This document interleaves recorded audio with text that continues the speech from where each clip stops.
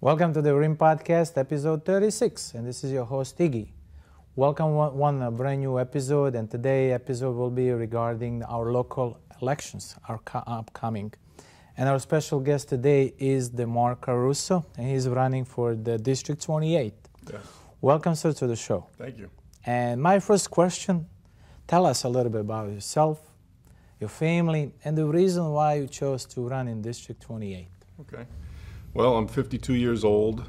I am from Brooklyn, New York, and I've been with my wife now 32 years. We've been together. We have 2 kids. My son Chris is 20, my daughter Madison 13. Nice. We've been married 23 years this June. We relocated to Florida back in 2006, so I've been living in Winter Springs since then. I decided to run for office. I won't say decided. I want to say I talked about it with my wife probably about 3 years ago, and I seen how our representation was moving forward in the county, and I wasn't too happy with it. And I seen we had a lot of problems in the city of Winter Springs, especially the sewage and water problems that we have going on. And after the 3 years, when we talked about it, my wife came to me and she says, listen, we talked about this. You have to run for office. You have to. And I looked at her and I says, well, it's not just me running for office. It's going to be us running for office. And she understood that. And once she said that, then it was a no-brainer. She gave you a green light. She gave me the green light. I filed the paperwork, and here I am today. And I've between November and today, I can say I've learned a tremendous amount of things that are going on, things that are going to happen in the near future. A lot of people behind the scenes that are residents in the city really want to have change. And what's amazing to me is they're putting their political differences aside. You know, you have Republicans and you have Democrats that live in the city, and right now they don't care about politics. They care about fixing this major problem that we have in Winter Springs. And that's what drove me to really fight against that problem, because I see the things that are going on behind the scenes. I see, the failures of what happened and why they happened. And I made a couple of steps here and there to try to get myself involved in the problem and, see what kind of answers I can get from, the local leadership, I should say. And I'm the type of person I like to give everybody a chance. I like to listen first and then talk after. Okay. So I did a lot of listening to a lot of, the politicians involved and the people that were, accusing them of doing things. And I did a lot of listening, and the best thing I could come up with at this point is that there is definitely something wrong, and I don't think they were proactive in maintaining the facilities that are now pretty much damaged permanently, and they have to be rebuilt. So one of my main goals in this campaign, if I get elected, is to spend the time, trying to fix the problem that we have in Winter Springs, which is the sewage and the water. Okay. That's my main goal, because, I have a vested interest. My kids grew up here, and they're going to continue to live here like we are. Mm-hmm. And I can't have my family exposed to those problems. Okay. Because if I allow them to continue to be exposed to it, I'm failing them. Yes. And everyone else in the city that has kids should feel the same way. They should be concerned. They should be going to the city hall meetings and listening and doing their own research and see what's really going on. Don't just take my word for it. Don't take anyone else's word for it. You have to get involved, and you have to get out there and really see what's going on for yourself. The people in Winter Springs know there's a problem. Okay. A lot of them don't want to talk out about it, which is, fine. There's a lot of people that don't. But there's an issue, at least try to get some input and be involved in it. That's the biggest thing. Nice. So The second thing, I know that things are we are coming up to primaries. Right. And you have to do a lot of things. Your slogan is bringing the integrity back to politics. Yes. My second thing, why should the voters of the District-28 vote for you compared to another opponent, either on your side or opponent from your side? So why should they vote for you? What integrity that you said you're going to bring the politics? But we don't see this political arena now. Right. Well, the best thing I could say to that is I have a history of showing my integrity. And what I mean by that is I was a sergeant with the Florida Department of Corrections for 10 years. Okay. And 6 of those years I was a sergeant. And one thing I always say, you know, and politics is totally different, but it's the same in a certain way. And what I mean is, if I wanted to make money for myself and I wanted to just come into politics just for the money, which is what some of them do, I could have stayed in corrections and I could have made more money there. And what I mean is, you know, I could have brought in contraband, I could have brought in cell phones, drugs, cigarettes, and I could have sold to inmates, you know, for a lot more money, and it would have been easy. Because if you're doing that in the prison system and you're involved in the groups that actually do it, they're not going to come after you, okay, because they're doing it as well.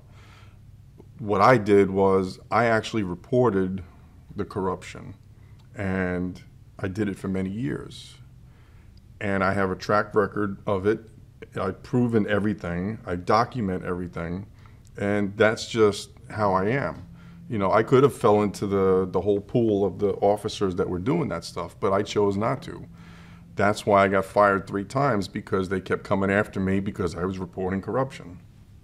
And I knew that was going to happen each time. You know, I prepared myself for it. My family prepared themselves because I was going to be out of work for a period of time. I knew that. So I didn't care about, you know, what happened to me. I just wanted to keep fighting and protect the good officers, because we need to have good officers in the state, okay? And a lot of those good officers seen a lot of things that were happening, and they paid the price just like I did. They got fired, they quit. Forced out. They got forced out. Why? Because they witnessed things that they weren't supposed to witness. Okay.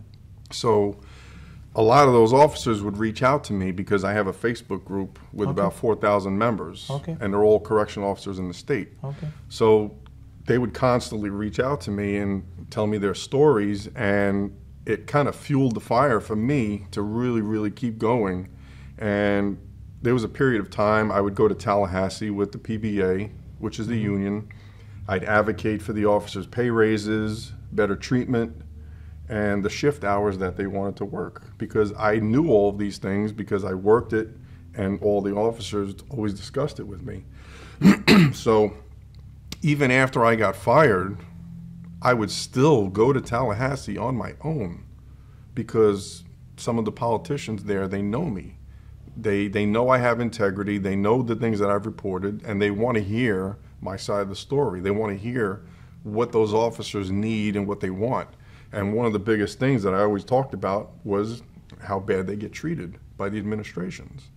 And, you know, a lot of people are going to say, oh, that's not true, you know, and all that. But it is true. It's a fact. I have hundreds, if not thousands, of officers that I talk to about these issues. And I didn't care. I'd still go to Tallahassee on my own and fight for them. So if I'm doing that on my own, you know, my wife and I discussed it, and she's like, if you're doing it for those officers, you need to do it for the people in this community.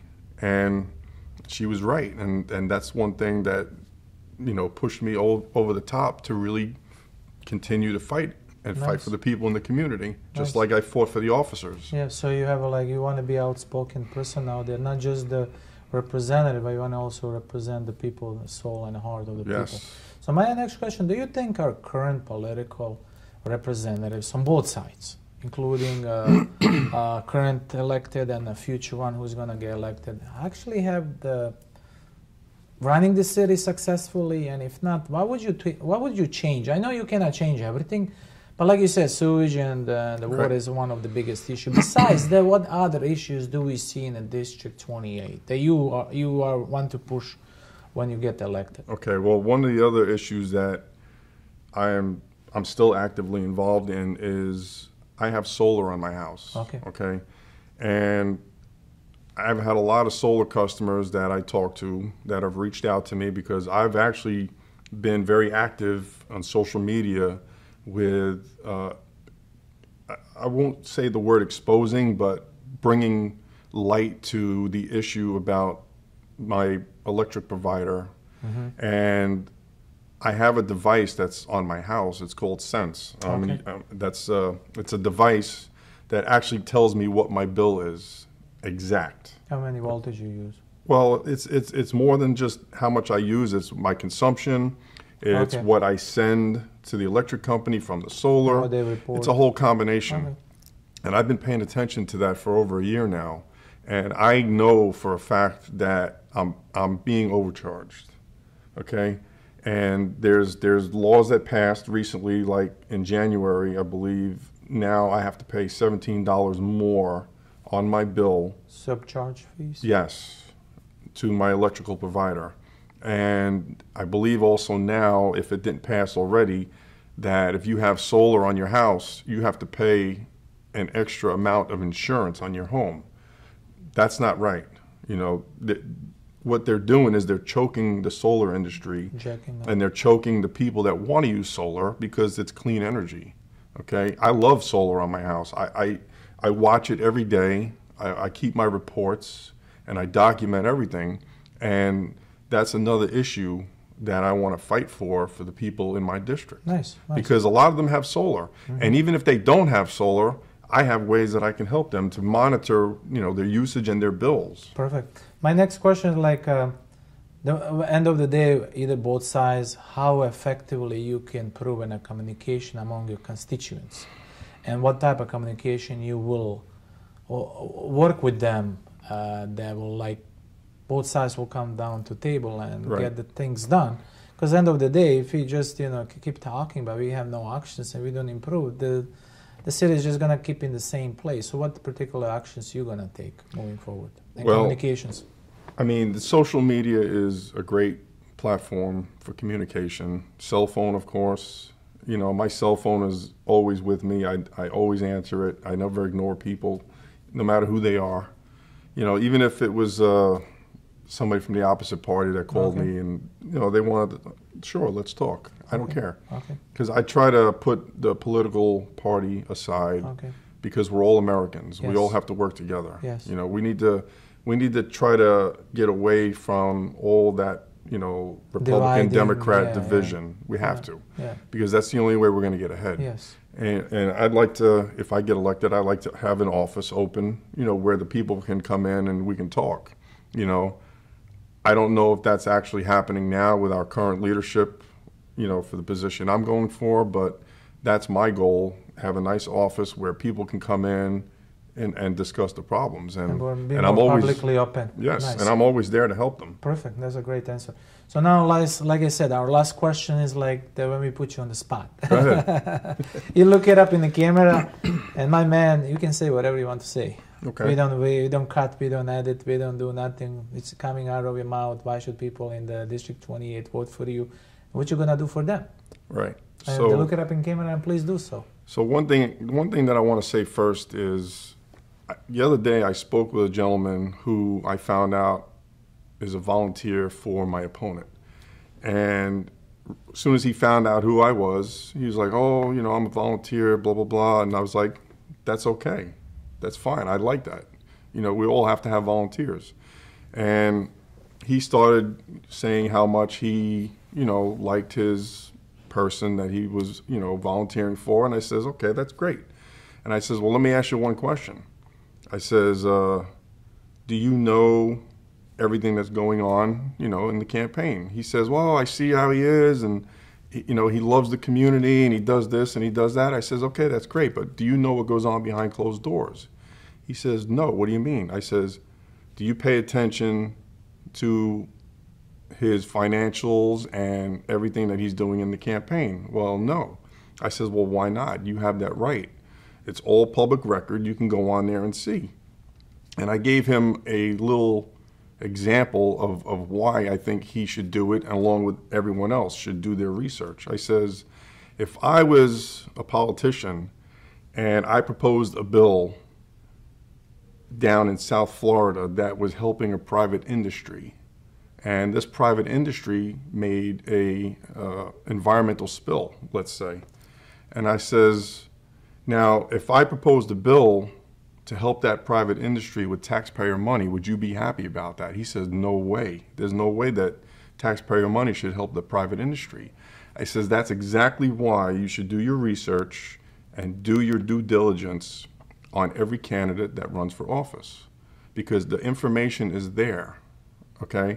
And I says, if I'm gonna get elected, I'm gonna work strictly here in Seminole County for the people that live in this county, because we have needs way more than a private industry down in South Florida. Nice. And he turned to me and he says, you know, I never thought about it like that. I says, listen, I'm not trying to sit here and change your mind. I just want you to understand that there's a lot more that you need to look at than just by me saying something to you. Don't take my word for it. Go out there and do the research yourself. Okay? And what I mean by everything that I just said was everyone who votes on a ballot, you have to do your research. Don't just listen to me saying it. You have to do it. My wife and I, when we get our mail-in ballots, we sit down and we look for each candidate and we see what they do and what they're proposing. And if they're an incumbent, we look at the past and see what they've done, what bills they've proposed, what bills they've had signed into law. Okay, and that tells a lot about a person. And if you do that research, it's going to make it that much easier for you to put that check mark in that box. It's as simple as that. Simple as that. That's a beautiful story. A lot of people don't do that. Yeah, they don't do. Research is the number one. And I get the fact that a lot of people like to vote party line, yeah, and that's fine. That's your choice. But they should be more open to it, and that's why we as a podcast bring in the guests like you, sharing everybody different stories, right, and what they should do when they get to the ballots. Right. And that's why we have our special guest today, and he is the Mark Caruso, running for the District-28. And thank you so much again for being on our show. Thank you, I appreciate it. Well, beautiful story. People on Facebook, Instagram, YouTube, any social media platform, please follow this man, take his word for it. We'll also get all of your info at the end of our show. And please, this is your special host, Iggy. Episode 36. Thank you so much. Be good, be informed, be the light. Yes. And stay focused. Thank you. That's it.